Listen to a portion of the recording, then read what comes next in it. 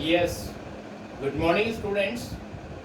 Once again, I welcome you to today's science class. Today, we are going to start our second chapter, that's name is Nutrition in Animals. In this chapter, we will study the following topics, in which the first is types of nutrition in animals.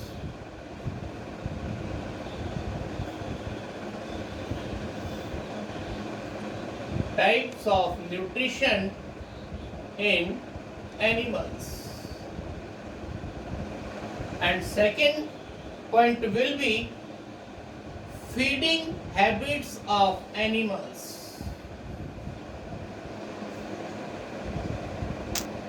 Feeding habits of animals. And the next point is nutrition and their steps.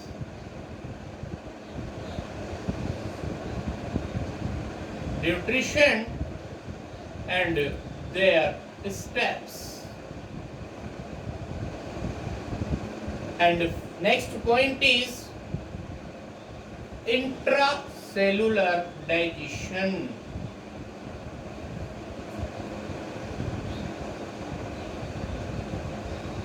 Intracellular digestion.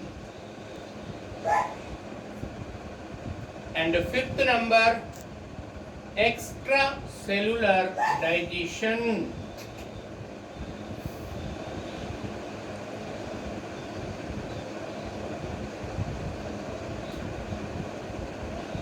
And the next point, that is functions of different parts of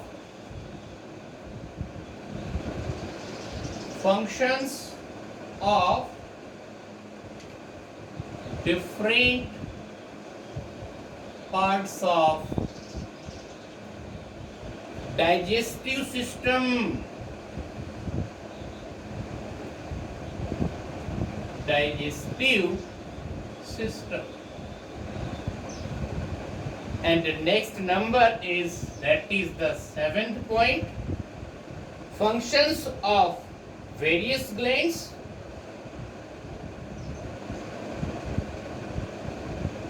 Functions of various glands and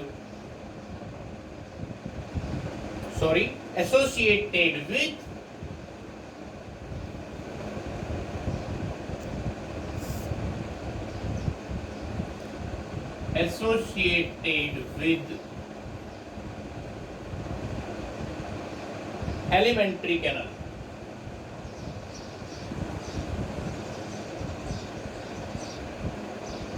Alimentary canal. These are the main points of this lesson. Now first we introduce, you know that in previous lesson we study about nutrition in plants, and where we describe two types of nutrition is there, autotrophic nutrition or heterotrophic nutrition. Autotrophic nutrition or heterotrophic nutrition already described in chapter 1. You know that any living organism require food for their various life process. आपको पता है कोई भी एक living organism होता है, उसको अपनी डेली की लाइफ प्रोसेस चलाने के लिए कुछ फूड चाहिए. और लाइफ प्रोसेस कौन कौन सी होती हैं? For example growth, repairs, reproduction and other functions of the body.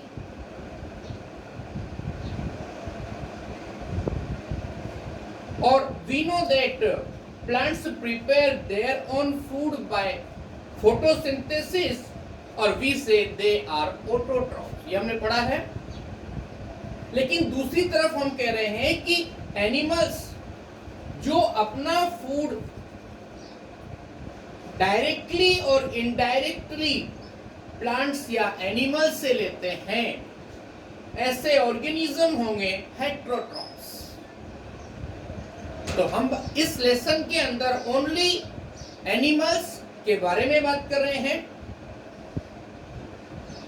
और you know that food that we eat contain different nutrients. आपको पता है जो भी हम फूड ईट करते हैं उसके अंदर कुछ कंटेंट्स होते हैं, कुछ न्यूट्रिएंट्स होते हैं। उनके नेम हैं carbohydrate, fats, proteins, vitamins, minerals and roughage that you know very well. It is studied by you in the lower classes also. और यहाँ आपको पता है एनर्जी गिविंग फूड होते हैं कार्बोहाइड्रेट और फैट। बॉडी बिल्डिंग फूड होता है दैट इज प्रोटीन, और प्रोटेक्टिव फूड होते हैं विटामिन्स एंड मिनरल्स। और रफेज ऐसा पार्ट होता है जिसका डाइजेशन में कोई रोल नहीं होता है, लेकिन उनकी प्रेजेंस जरूरी होती है। It is the fibrous part of the food. इन सबको मिलाकर बोलते हैं हम न्यूट्रिएंट्स।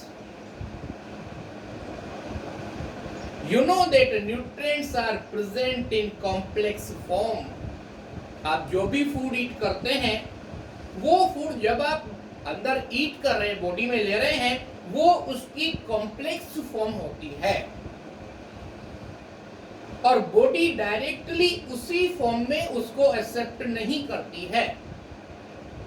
मतलब जो भी आपने फूड लिया वो कॉम्प्लेक्स फॉर्म होगी, चाहे वो प्लांट फूड हो या एनिमल फूड हो, लेकिन उसको बॉडी यूटिलाइज करे उसके लिए पहले सिंपल सोल्यूबल फॉर्म में कन्वर्ट किया जाता है। So the body absorb the food for their utilization. मतलब अपनी बॉडी जिस कंडीशन में फूड को एब्जॉर्ब करती है, वो जो हम लेते हैं तब कॉम्प्लेक्स फॉर्म होती है। अपना डाइजेस्टिव सिस्टम उसको धीरे धीरे सिंपल सोल्यूबल फॉर्म में कन्वर्ट कर देता है। Then it is utilised by the body, absorbed and utilized by the body, and then we feel strong and healthy. एक बार दोबारा रिपीट कर रहा हूं इसी पॉइंट को। जो भी आप फूड लेते हैं, वो प्लांट फूड हो या एनिमल फूड, वो सबसे पहले कॉम्प्लेक्स फॉर्म के अंदर होता है। हमारा डाइजेस्टिव सिस्टम उसको सिंपल सोल्यूबल फॉर्म में कन्वर्ट कर देता है। Then it is absorbed by the body and utilize it. और वैसे भी डाइजेशन के आगे डेफिनेशन पढ़ेंगे। The changing of complex food into simple soluble form is known as digestion. Okay, ये अपना एक फर्स्ट इंट्रोडक्शन कंप्लीट हुआ। That is about the type of nutrition in animals. अब सेकंड पॉइंट पर आते हैं हम यहाँ पर, that is the what feeding habits of animals. Yes, you know different mode of feeding habits, this is our topic. और you know feeding means the process of taking food. Food लेने का जो भी प्रोसेस होता है उसको science की language में फीडिंग बोला जाता है। और हर एनिमल का फूड लेने का तरीका अलग अलग होता है, उसी पर हम बात कर रहे हैं। यहाँ पर लिखा है each animal has certain special features that help it to take in its food. मतलब हर एनिमल के अंदर कुछ स्पेशल फीचर्स होते हैं, उनकी वजह से वो फूड को अपनी बॉडी के अंदर ले लेता है। You know that first unicellular organism, that is amoeba, its complete single cell act as a body.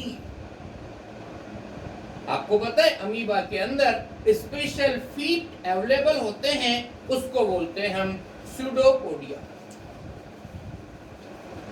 Spelling is in this way,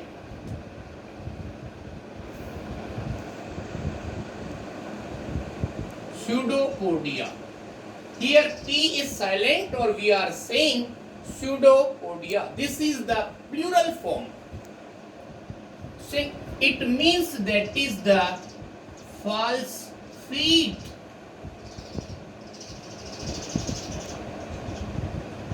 Please try to understand. Yeah, here pseudo means false, or podias means feet.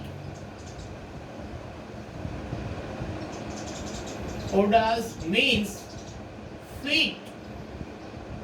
This is the proper means of pseudopodia.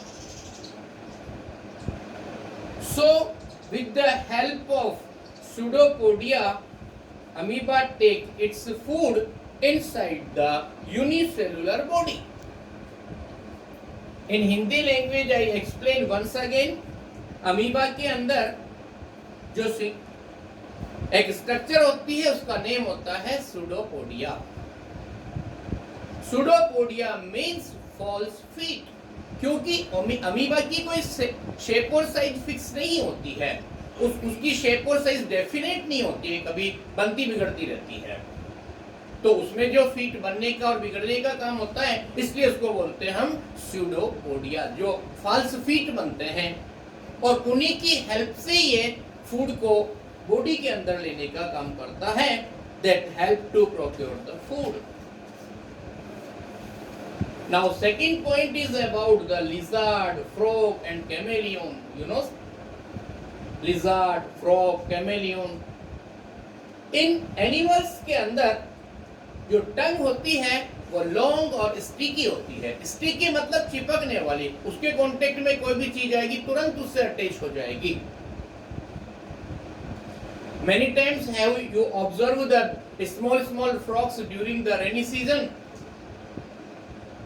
Frog चुपचाप बिल्कुल बैठा रहता है और उसको टंग को एकदम से अपने प्रे के ऊपर डालता है और वापस अंदर ले लेता है. This is the process of taking the prey. अपना शिकार लेने के लिए उसमें ऐसा सिस्टम होता है. Lizard, you also have observed the lizard sometime. Frog, lizard, chameleon, इन सब के अंदर एक ही प्रोसेस होता है. They have long or sticky tongue. With the help of it, they catch their prey. This is the taking food by the frog, lizard, and chameleon. Now, next point is about the birds.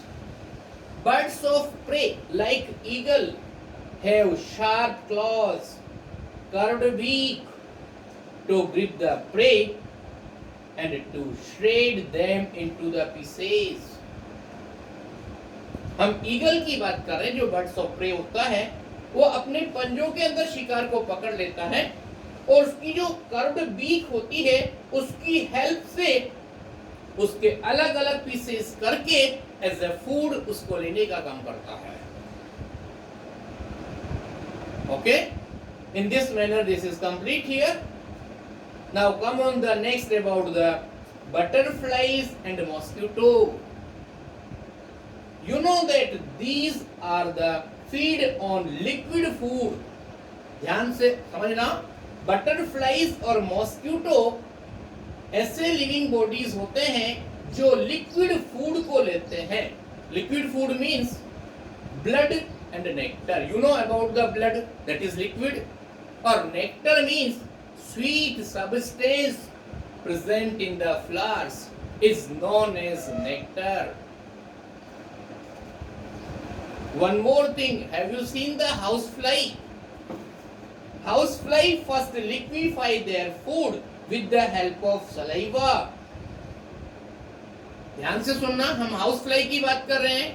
पहले कोई भी एक solid food particle होता है, housefly उसके पास जाकर एक अपना सलाइवा सीक्रेट करेगी फूड पार्टिकल पर.